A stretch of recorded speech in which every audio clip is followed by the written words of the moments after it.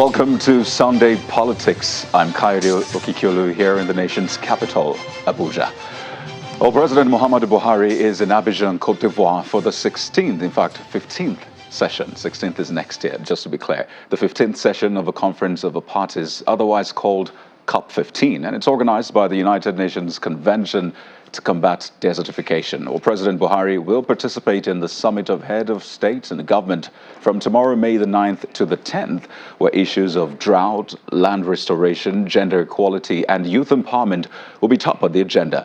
Well, President Buhari, who is also the president of the Great Green Wall in Africa, is accompanied by the ministers for foreign affairs, environment, agriculture, water resources, the NSA, that's the National Security Advisor, amongst others. The theme for the conference is Land, Life, Legacy, from Scarcity to Prosperity. Now, just in case you're wondering which of the COPs this is, well, the United Nations organs have various conference of the parties. That's what we call COP. They are events organized by the UN with a high-level participation of states, regional organizations, and non-governmental actors. There's the one on climate change, which gave birth to the 2015 COP21 in Paris. You might recall that one, the COP21 agreement. There's another on biodiversity. And then, of course, this one on desertification, which President Muhammadu Buhari is attending. Well, let's move on now. This morning at about 9:45 a.m., the Independent National Electoral Commission, INEC, put up a rather unusual statement on its verified Twitter handle. It was a disclaimer of sorts that seemed to come out of the blues, literally out of nowhere. Take a look at the statement, which was signed by Professor Mahmoud Yakubu's spokesperson. Now, it essentially says the attention of the election umpire has been drawn to innuendos in certain quarters that Nigerians should not be surprised if the INEC chairman joins the presidential race, but the statement says that will not happen. In fact, these were the exact words in that statement. If we could just put it up for you to see right now. The exact words used in that statement is that it's a preposterous proposition. So the INEC is issuing a disclaimer to that regard, saying that Professor Mahmoud Yakubu is not running for president. So I guess that puts to bed, puts to rest all of these, permutations and calls on social media, at least for now.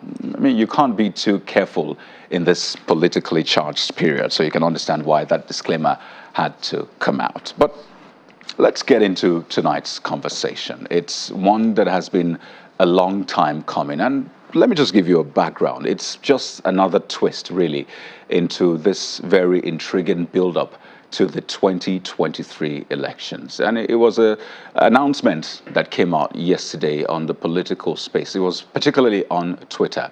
And this evening, we'll be taking a look at why this came up, what it means to the ambition of former governor of Lagos State, Senator Bola Tinubu. And I'm talking about the pullout of Honorable Abdulmomen Jibrin. You remember him, a former lawmaker who has been at the forefront of trying to, get this election bid of a former governor of Lagos State to become a fruition. Well, he announced his pulling out from the All Progressives Congress, the APC. And well, he's been called the convener of the Bola Ahmed Tinubu Support Group Management Council, and he put out this tweet yesterday saying that, "I have done my best for APC. It is time to move on. I will announce my new political party within the next 24 hours. Inshallah," he goes on to say, "I will make a formal statement in due course."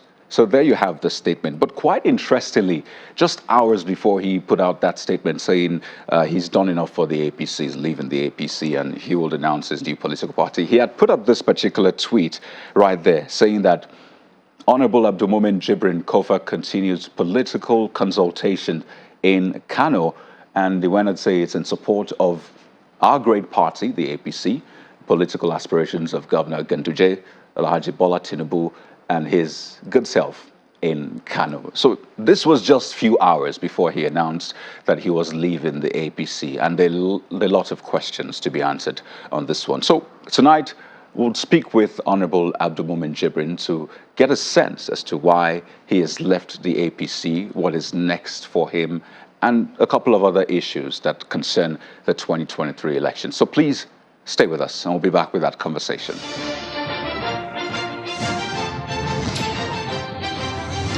Well, you're welcome back. Not to worry, we'll try to get you that conversation with Honorable Abdulmumin Jibrin. If not today, we'll definitely get it for you. But in the meantime, well, there's been a lot of conversation at the national level, but even sub-nationals have been speaking regarding the political situation in the country, the state of the nation, insecurity, and the race to 2023. One of them is the governor of Jigawa State, Abubakar Badaru. And I'd like you to listen to some of the points he raised in this conversation with our political editor, Seun Okimaloye, and we'll be back. Stay with us.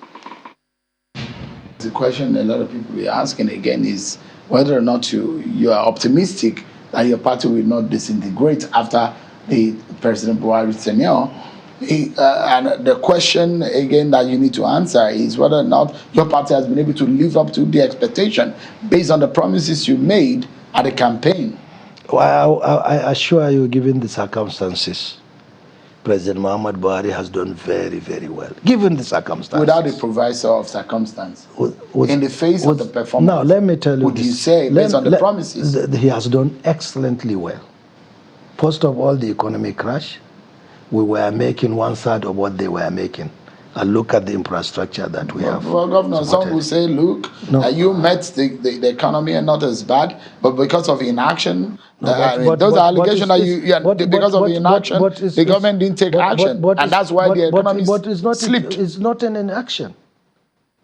For over 6 months, no cabinet members. She'll tell me, an economy that is run on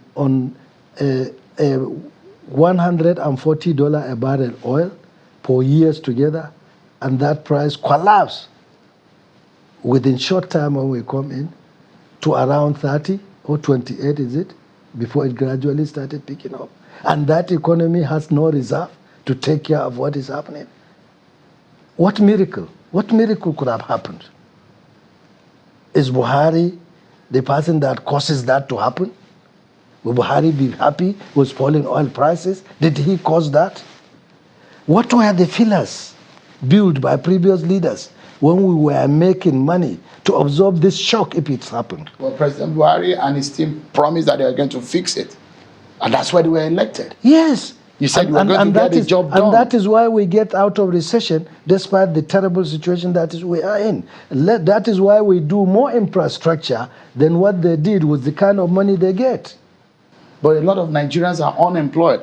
Over 33% of them are out of jobs. If we start telling you the job we've created, it has never been created before. But the figures say the different thing. The figures say different things because of the population growth. Well, I mean, because our population is growing about 4%. But the big question here, Your Excellency, is that inflation figure is rising. Employment figure is rising. In fact, that's doubled compared to when you got into government. The issue of food prices had gone astronomically. Price of common commodity like rice is crazy in the market today. Now, Nigeria, and it's an economy that is import dependent before we come in. Completely import dependent. And our source of financing income is in the sales of crude oil. We were selling crude oil at 100 to 140 per barrel. And we were using that dollar to import almost everything we need. Then suddenly prices crash. Our demand and test and import value did not fall, but the dollar revenue fall down. And we have no reserve to get dollar from to finance our import. What do you expect? Was sharp decrease in dollar available for import, and without no reserve to fund import, dollar prices must go out. And if dollar goes out for an import-dependent economy, it's fueling inflation. And no miracle will change that. Talk to all the economists in this world. So the Buhari government is the best thing that has happened to Nigeria? They have done well, given the circumstances. but could have done better. I don't think so. There is no miracle to change these things. Tell me. You think No, listen. If you are used to spending, giving your wife every day 200 naira, because you are earning 200 naira, and you are not saving, then suddenly you fall sick. You earn nothing, and you give her nothing, and you have no savings. What could have happened? This is the situation Buhari finds himself. We are spending so much without saving, and prices collapse. Is it because maybe your party sold to Nigerians that you were miracle workers, and you sold hope to Nigerians, and people are now expecting based on what you promised, yes, and you're not able to deliver based on the promises? But we did very well based on the promise. Who expect oil prices to crash the way they crash? Who expect that? Nobody. Not even the world economy. We expect it to go. Read what they say, the projections. The question is that what have you done to reverse the trend? As your government, that is what we do. The first in history, 2021, we earn more in other incomes than oil income in 2021. For so many years, 30, 20, 40 years together, oil income is always higher than other incomes. But 2021, no, we earn more from other income than in oil. That is the trend. And we try to expand, diversify, and we try to do import substitution to reduce the volume of import. So we preserve the dollar. And look at our export balance now. Non-oil export. It's increasing slowly. It's not something. And also, check out the import substitution that we do in all the ranges of products that President Muhammad Buhari support the country to produce. Rice today, we are not importing. We save that foreign exchange. We are working on sugar, big time. We are actually working on wheat, big time. Sesame, all sort of cocoa, everywhere. We are improving other export so that we will have a diversified economy. And that is what's supposed to be done before us. Listen, you see, Saudi, when the oil prices hit, they had close to 800 billion in reserve. So it's easy for them. When they have shortfall of 2 billion in their import, they take from the reserve field and maintain their currency. We had no that luxury. Do you think that Nigerians understand what you're saying? Because they do. The elites so? do. The elites like you do, but you are not selling that to the people. No, you are the ones who sold. Is it the work of the elites? It's the elites, but you see, class that sold to Nigerians at the time of this government, Ekonje-Iweala, they mentioned that this is what is expected in the economy because she was worried that we should save and we refuse to save. Well, I mean, some people will blame the governors' forum because it was the governors at the time that said, "What are we saving? Give us the money and let us spend." Well, you remember that is also so we true. could blame the governors, isn't it? That is all true, but the leaders shouldn't have allowed also. And at that time, majority of the governors also are PDP. But the question now is that when you go to the campaign 2023, how are you hoping to tell Nigerians, oh, we sold you this and we sold you this, we could not achieve this, but vote us again? Do you think Nigerians will vote your party again? Whatever you do with the fear of God and whatever you do sincerely, very well, God has his own way of showing the people the kind of character and what you have done and what you have sacrificed yourself to be. I'm sure we will tell the people and they will understand the circumstances. Because I believe President Muhammad Buhari run this government with the fear of God and run this government to the best of his ability. And he sleeps and wakes up with the common man in his heart. How can he improve the life of the common man? That much I know. And because of that, people will see the sincerity in what we are doing and understand what we are doing. If people don't understand, because it is in the nature of voters not to be patient with government in power, and we've seen this happen. In France, it has happened. In America, it has happened. Even in the UK, it happens over and over again. People vote at government, not because the government is not doing well, but because voters, in their nature, they are not patient. If Nigerians are not patient with your party and they vote out your party in 2023, how would you be? What would you say to that? It's their own choice. Do you see this happening? No, That I there's a don't. I don't. possibility I that your don't see. I don't see. that your I party don't is see. being voted out. I don't see this happening. Because the PDP is saying they want to come back and rebuild this country. To rebuild That your this party country has from destroyed where? this country. From where? That your party has We led this inherited country. already a dead country. We resuscitated it. What are you saying? Shegu, you know the state of economy when we come. For God's sake, 26 states were not paying salaries when we took over. 26. Even then, they were earning close to $80 a barrel. 26 were not paying salaries. You don't think your party can lose this election? I don't think so. I don't think so. If it happens, what would you do? Because it will never happen. Because I know the people know what is happening, and they know the what PDP has done, and they will never vote PDP again. I tell you. Even if the likes of Atiku Abubakar run in that election. And what I said is, they know with clear conscience what we stand for. And they have the history of what transpired from 1999 to date. And they will vote us back to power because they know we are committed to their cause. Because if the likes of Atiku Abubakar, an experienced, but he's been a former vice president, you think your party can stand a chance in the shape of someone like Atiku Abubakar and the rest? Very much so. Aminu Tambuwal? Very much so. Your party will be able to? Certainly. Certainly, Shehu. All right. Thank you so much, Governor Mohammed Badr. Thank you so much. It's a pleasure talking to you. Thank you very much. Thank you so much. Well, it's interesting that the issues remain the same, regardless what time or what part of the timeline you go to. The issues still the same. And, you know, Governor Badru's comments and responses gives you a sense of what's the thinking is like within the All Progressives Congress, APC. But how about the People's Democratic Party, PDP?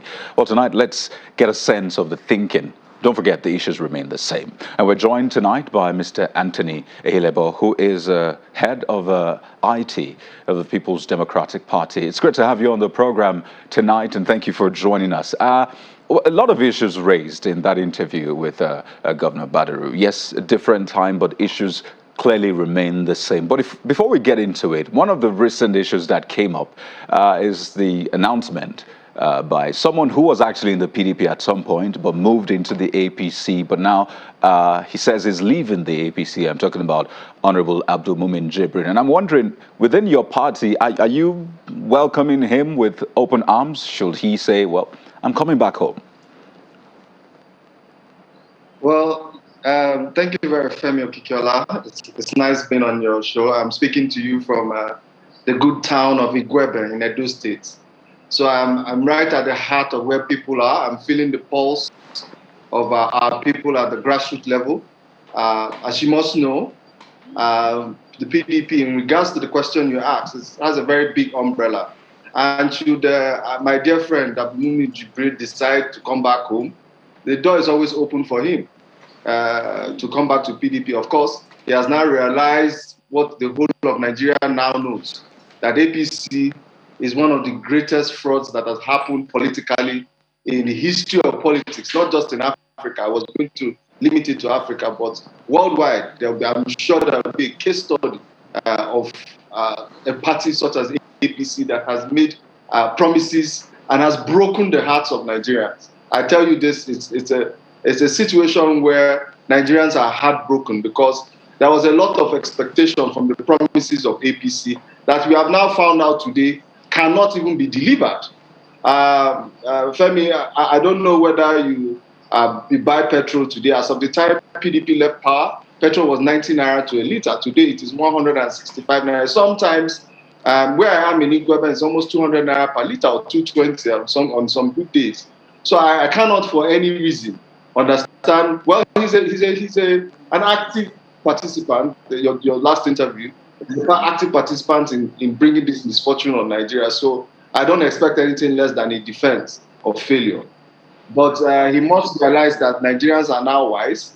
Nigerians, and if you look at the number of registrations of new voters, you will see that Nigerians are eager to participate in ousting this failure we have suffered from APC that has brought untold hardship on Nigerians.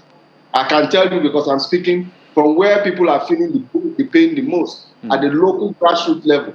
The level of hunger, the level of despondence, the level of. Well, it would seem that Mr. Hilebo already entered into the arena of the fights, it would seem. Well, the question first, before we get into those issues, was about the, the defection, as it were, of Honorable Abdulmumin Jibrin, and whether or not, the PDP, that's a party he was in before, was ready to receive him back. But we'll try to get that connection sorted, really. We understand that there might be issues with the connection, especially where he is, but not to worry. We'll get Mr. Anthony Hilebo back on the program to get responses to some of the issues raised, especially the role of the young people in the polity in Nigeria. I mean, they make up nearly half of the voting population. So these and more we'll take on in a moment. So please don't go away. Well, we promised to continue that conversation with Mr. Hilebo of the People's Democratic Party, and, well, he's back. Well, so, Mr. Hilebo, I know that there's that tendency naturally to respond to the APC word for word, but the question I asked first about Honorable Abdulmumin Jibrin, I'd like you to respond to that first, then we can go on with a classic back and forth. So, what are your thoughts on that? Is the PDP ready to receive him with open arms? No, you're being unfair to me. I mean, I'm just acting naturally. It's a natural response. And I already told you that Honorable Abdulmumin Jibrin is a dear friend of mine, even though he had sort of gone off the track and gone on to the APC and become something that I couldn't understand. But if he is coming back to the PDP, I'll be very glad that the umbrella is big enough to receive him. I hope that answer suffices to your question. Back to the issue, and the very pertinent issue of what we Nigerians are going through in terms of the economy, security, infrastructure, social mobilization that we lack as a country. I mean, we have an unprepared bunch of people in governance that have no business managing a country as complex and as intricate as Nigeria. Look at our fault lines. Our fault lines have never been this divided, they have never been this intense, that you now have people looking at where exactly does the president come from. Now, zoning has become a very important issue. You know, when you look at the political trend, it is often wise to consider why the people have gone towards this sort of agitation. Look at the IPOB situation in the Southeast. It's clearly out of hand. And as people have consistently tried to tell this government that they lack the capacity to fight wars on all fronts. But due to some inherent lack of appreciation of how delicate the issues are across the country, they have never listened to wise counsel. On this your show, several times, we have advised this government on how or what path to toe, be it in security. Remember how long it took for us to tell them to get rid of the service chiefs, that they were not doing anything. It took almost 4 years to get the president to change his service chiefs. We kept telling them that we didn't have an economic roadmap. From day one, that we expected that this government should have come up with an economic roadmap, an economic implementation team. It took them almost getting into their second term before they appointed a lame duck, if you ask me, economic policy team led by the great Salami. But you see, we are living the consequences of mass action without critical thinking. Because if you had looked at the persona of people that were vying, they were just interested in taking power. They didn't understand the complexities. You see, when people try to co-analyze PDP and APC, I often wonder that, do they understand the origins of both parties? Let me tell you, for instance, if you do not know, PDP was formed as a party. By then, the G9, G34, and G39, prominent Nigerians, which included Adamu Chiroma, which included people like Professor Denro, who is now in APC, in SDP, fundamental people who thought that they needed to take power from the military and give it back to the civilians. Maybe somewhere along the line, we got carried away and forgot, because I, at that point, realized that PDP will go to rallies and say PDP, and they'll say power. And post 2015, we went into a phase to try and reconnect back to the people That's why you go to any PDP meeting and they say PDP, they'll say power to the people. They realize that we need to take power and give it back to the people. And in saying this, I don't think I have seen the APC go through a process of reform. This is a party that hurriedly put together its NWC that is going into an election less than a month to general election. Who does that? I appreciate perhaps some of the historical perspective and the state of the nation at this time, if you can hear me. But I'd also like to speak to some of the solutions that your party is bringing on board, specifically maybe you, because you also represent a huge bloc, the young people who, I mean, it's always been said they are the leaders of today, no more tomorrow. So I wonder, merit of challenges, one of them you talked about is this whole ensuring that people feel among, as it were. Is it restructuring, ensuring that there's equal development, as it were? So for you, a representative of young people, as it were, in the opposition People's Democratic Party, what are the solutions that you're bringing on board to solve these issues? Thank you very much, Femi. As a young person in PDP, part of the solutions was to broaden the base of the governance selection basket, bring in more young people who are capable, who have the energy and the vibrancy into governance positions. We have pursued this effectively by mandating a few young people to run for offices. I, for instance, am running for the State House of Assembly, Igwebe State Constituency in Edo State. And so many other young people across the country. Austin Okai is running for House of Rep in Kogi State, all from the PDP stock. And these are people who have, over the years, served PDP. And PDP is poised to bring in new blood into the political governance pool that we have. And that tells you the innovation we are bringing to governance. I mean, some of us are captains in our industry. I've run the PDP Media Directorate for the last 5 years. And I can tell you it has been one of the most robust directorates with engagements across board. And I also run multi-entrepreneurial engagements, which gives me the knowledge base to know what people need. And I'm also a social activist. So I also know that there's a level of expectation of proper and well-rounded governance engagement that the people expect from me. So I can tell you that if you are looking at the future and looking at best laid plans to change the course Nigeria has currently found itself in perdition, we are better equipped, better trained, better skilled. We are coming from a party with purpose. Don't forget, I tried to give you an analogy of PDP and APC so that you understand what we are bringing to the table. Is that PDP is the only party right now framed to deliver good governance to Nigerians. Look at the governors that are performing today in Nigeria. Mr. Hilebo, again, I appreciate that, but in specifics, I'm talking about the ideas. I understand, I mean, the urge to speak positively about your party. Clearly, I mean, that's the whole idea, but specific ideas. So I'll give you an example, maybe to make it perhaps simpler. There's been this proposal to have some sort of a pause before elections, ensure that there is a setup that gives us a new constitution or something that essentially brings that togetherness. So in terms of ideas and solutions to these issues, which we seem to talk about every day, what is the thinking within the PDP? Okay, I gave you an apt response to your question, and maybe you need to listen to it again. PDP is broadening the base of bringing in a pool of people that have the requisite knowledge to alter the course of the destiny of this country. Listen again. There are young people who are lawyers, who are skilled at legal drafting, constitutional, because you have to understand that we are coming in to fix problems. So you need, first of all, your capital base, the human capital base that is going to bring what you need. The pause before election, what does that mean? We're talking about people that were instrumental to the draft, the passage of the Electoral Act that is going to be used to conduct elections. People that understand the nitty-gritty of the legal frameworks that need to be put in place. People that understand that some states have not domesticated the Child Rights Act, have not worked on bills that enable the opening up of society. For instance, I can tell you that Edo State has Osisi. I'm going to explain how it applies to a new Nigeria that you want to see, or a renewed Nigeria, or a rescued Nigeria, according to what PDP has.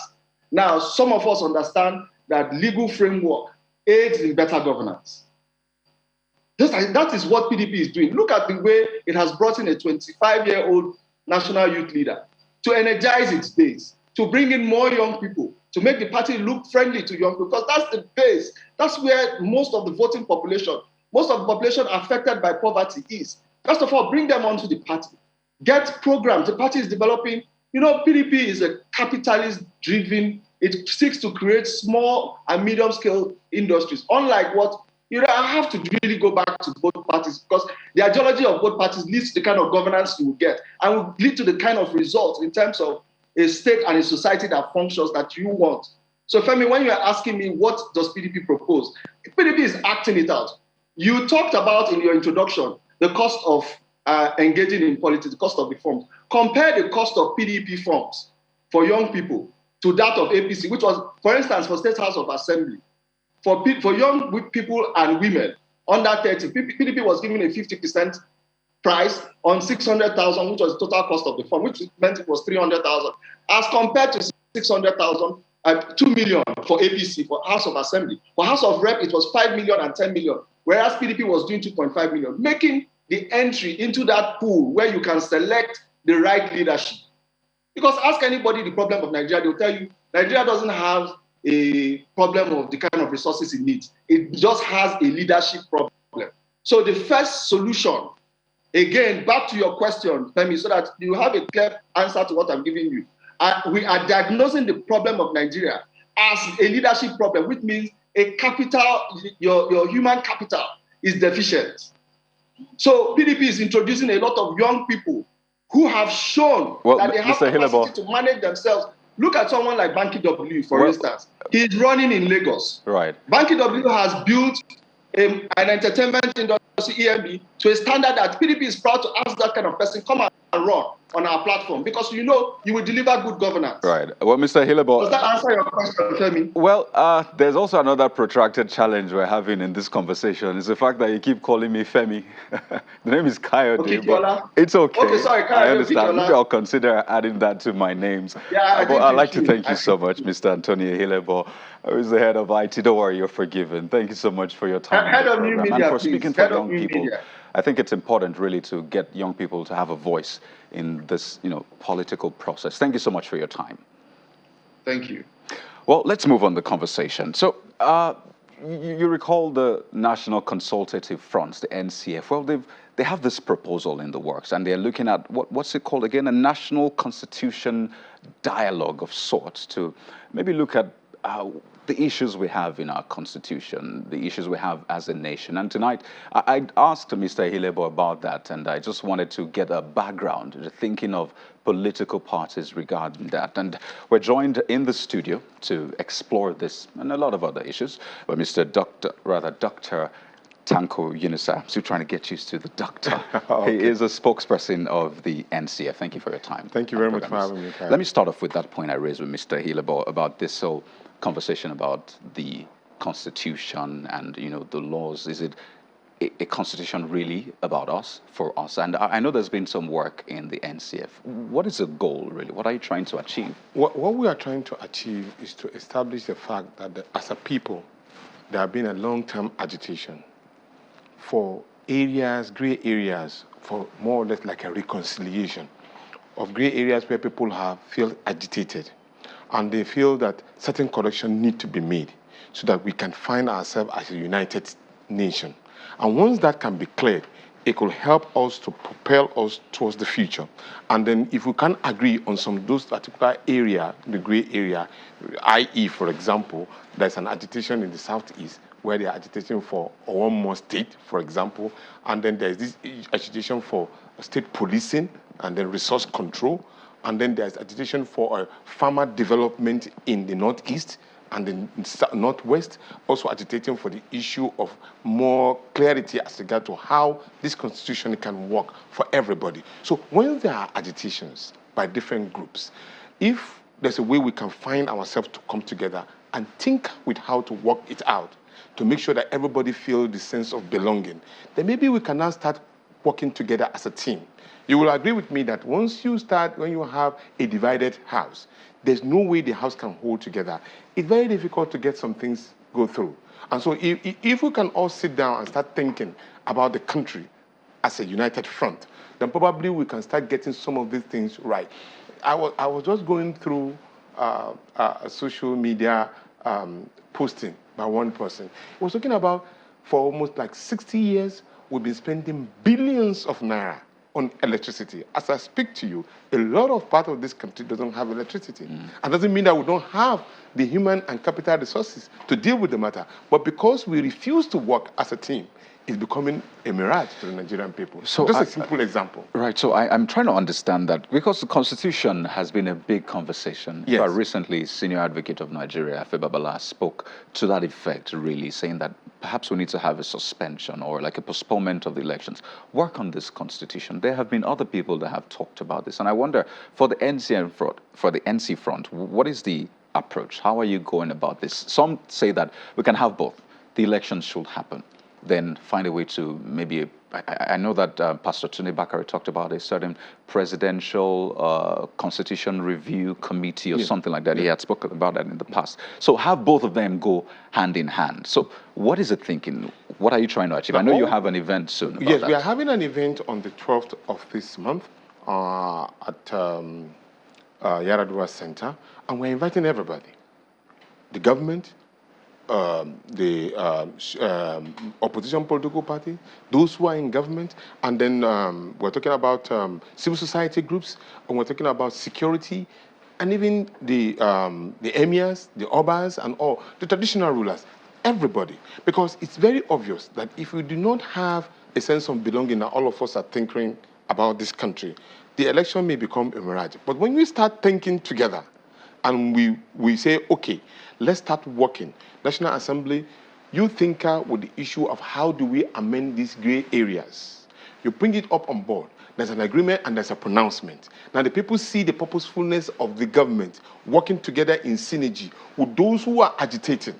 And then everybody will now, of course, shield his sword and say, let the election go in while the National Assembly deal with this matter, and probably the incoming government will consolidate on most of the things that already been agreed upon. Remember, we have done so many constitutional conferences. Some of these particular constitutional conferences are gathering dust somewhere. And then when we can dust them up and start looking at some of the area that is applicable to our present day lives and see how we can master it together and say, okay, there are areas we can deal with in this regard. And there are people that are working seriously. Of course, we have done a lot of work on our own part. We are ready to submit those particular documents to the National Assembly so that we can all work together with it. The idea is that, look, everybody must work together to save this country. If you remember, a lot of people are coming out rescue Nigeria. Everybody wants to rescue Nigeria. Everybody wants to rescue Nigeria. This is the best time to start rescuing Nigeria. Because if it affects you negatively, it affects me. If we don't have a country that is well-grounded and working together for the interest of the people, you may not have an election that will be of the interest of the people. So the agitation will continue. But once there is a direction being given that, okay, fine, the National Assembly is working, the civil society is working, the politicians are working towards the direction of getting the right thing in the right place. All the agitation that have been laid down by different groups and different zones are being tackled by the National Assembly, and we're seeing it clearly being done. Of course, everybody will see that, then we'll start working together as a country. So this work, are you planning to lay it before the 9th Assembly, which we know has barely a year to go? And I don't know how much work can be done, or you're hoping to push this into the next cycle? I know there have been work going on the National Constitution and all of those. Yes. So it's like more or less like we're just putting an icing on the cake and then bringing in some of the things that we've discussed. And then if we agree, all of us come together, the government will tell us that this is what they have done so far and this is what they intend to do. The National Assembly can say this is what we have done or what we think the areas that we can know. Or all of the zones can now say, look, we have agitated that we want this. We want this established. Now we can give a timeline to some of them. For example, we can now say, if the National Assembly, we are looking at the area of possibility of having a state taking care of the agitation of the southeastern states. Do you think the creation of a state will take care of that agitation? No, it starts. We cannot get 100%. But if a demand is like you have 100% demand, 50% of it is being taken care of, at least you have a hope that there's a 50%, of course, will come in on board later on. I think the demand for them is to have someone from the Southeast become president in 2023. So how will the creation of a state measure up, even if it's 50%? It's one of the requests. It's not all of their requests. One of the requests, I was listening to the governor of Ebonyi State on your program the other day. When you talk about having a southern president as in south-south, southeast, and then southwest. There was an agreement by the governors at that time, working together to keep a kind of a close mark on the northern states, for example. So we agree that the president will come from the south. But there was no micro-zoning that particular governor to either south-south, southeast, or southwest. Now, here they are now. Almost all of them in the south are contesting for presidency. So where is the unity that they've already formed in the first place? But, I mean, it's not unconstitutional to vie for that position. No, you have a right to. Even as it is then, it's even unconstitutional to say we are zoning. There is no part of the Constitution of the Federal Republic of Nigeria that say you must zone a presidency to any part of this country. No. But what we are thinking about is that I have been part of the people who have been agitating for a southern president, not because of anything, but for morality, equity, and justice, so that we can get all of us to work together. The target is Nigeria. It's not about the zone or state. It's about Nigeria. If Nigeria can find itself working together and surviving as a nation, good for everybody. So now, here we are. If some of them are saying that of course, it's not really unconstitutional, they agreed. If they agreed, they would have zoned it and say, look, in the southwest, we are not running. In the south-south, we are not running. We agree, we are taking a southern president, let's zone it, let's agree micro-zoning it to southeast. That would have given them a consolidation of agreeing that this is where we are going, then everybody will fall in line. But as it is now, it's like you cannot continue to blackmail any part of this zone for contesting elections. Essentially, I mean, some will say the conversation should center around competence. Let everybody throw their hats in the ring, as it were, and then may the best candidate win. But, you know, this kind of proposal you're putting up, yes. It's not really the first time we've seen it from various groups. In fact, you've talked about groups that have come to rescue Nigeria. Yes. And I know the NC Front is partnering with the Nigerian Political Summit Group.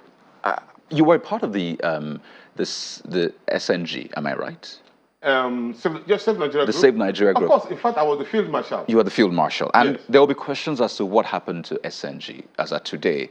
It will seem the people that started it have all moved on to other things. For example, Pastor Tunde Bakare now yes. has this Nigeria for Nigerians movement and a couple of other people. So there's always questions about, you know, these groups, how you can actually follow through the long haul and ensure that some of these proposals you bring on board are actually implemented. So what's different this time around? Seeing that you were part of SNG and now part of NCF. Okay, you see, in the SNG, what we essentially did at that time, the Constitution of the Federal Republic of Nigeria was completely almost being kept in an abeyance. We went ahead to say, no, the Constitution must be followed into two. Where the president is incapacitated, the vice president should take over leadership. But at that point in time, the vice president was almost like being taken away or forgotten completely. And that time, the beneficiary was President Goodluck Jonathan.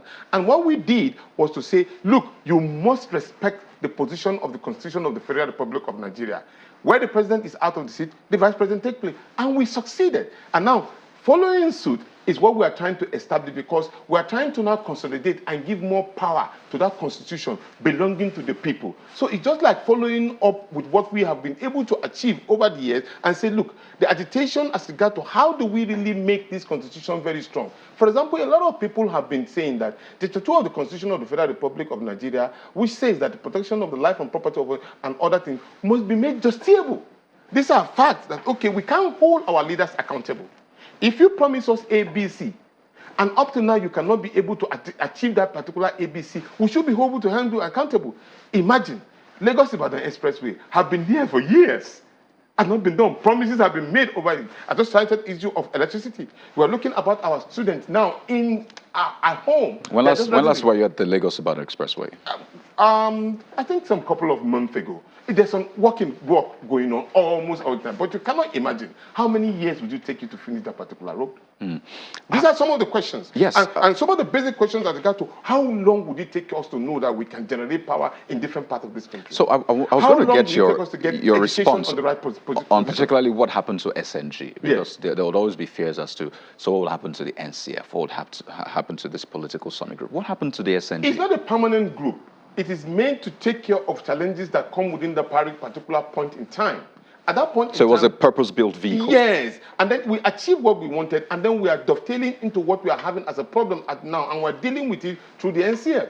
So if we could get a good constitution that people is acceptable to at least, let's say, 60-70% of the population, do we now go ahead and make agitation for constitution again? No. Already people must have learned lesson from doing that we have been able to achieve something new for the Nigerian people. All we need to do is improve on what we've been able to do. You know, the thinking sometimes for some political pundits is the groups are formed maybe as a shadow support group or as a shadow agitation group for maybe supporters. And I mean, you forgive people who think that being a part of the SNG now, you perhaps have a candidate in mind. Take, for example, the former convener of the SNG. Is that the thinking? Really? Oh, no. The target I've already established that the thinking for us is about the country. When you talk about constitution, it doesn't have to do with Tunde Bakari. So you won't be declaring support for any candidate? No. But what we want is that we want credible candidate who will be thinking about Nigeria first. We eat, drink, and smell Nigeria. And in that respect, anybody that can fill in that particular gap is our candidate. What we want is that we want people who will think about the common man on the street with empathy, put food on their table, take care of their children and make sure that they are going to school as at when do, not when they are there in position of power, they run abroad to go and celebrate the graduation of their own children abroad. We don't want that. We want people who will be thinking about how to provide power that will enable our young men to be independently accessible and work, be productive as a people. We want people who will take care of the country where there is security of life and property. I came all the way from Kaduna to attend this particular program. I had to be praying on the road that, okay, I hope I get to Abuja safely. That's not the country that we want to live in. We don't want to have a country where even the electoral umpire are being killed in the southeast. No, we don't want people who will stop us and be conniving against the states to put the country and using the people as a pawn game for political interest. No, okay. That's not the kind of people we want. Dr. Insa, let's wind down in 30 seconds. And, okay. You know, you are called the third force. Yes. I don't know, is that still true? Oh, very true. So, do you think now is a time for a third force in Nigeria? Oh, it's more than enough. But you don't have a candidate yet. No, you don't know. That's what you mean. But you just said no, you don't have a candidate. What I said is that we are working as a third force. Look, any political party that is different from the PDP and the APC can be termed as a third force. Do you know that? So there's a third, fourth, fifth, sixth force? No. The other political parties, SDP, for example, NNPP, Labour Party, we are working day and night and to give Nigeria another alternative, right, so that they can choose. And then we need to work together as a team. You will agree with me, it's not easy when people are interested in different ways. Getting them together to work as a team takes a lot of time. Well, but I can assure Nigerians that we will land this particular shift. Okay, we have to run now. INEC has given political parties until the first week in June to get their act together, conduct their primary. So we'll be looking forward to that. But we'd like to thank you so much, Dr. Thank you very much for having me. Yunusa, who is the spokesperson of NCF. Thank you for your time tonight. Thank you very much, Kadi. Well, that's been our show. We apologize for not bringing you that conversation with Honorable Abdul Momin Jibrin, but we'll work on it. In the meantime, thank you for joining us. I'm Kayode Okinyolu. Have a restful night.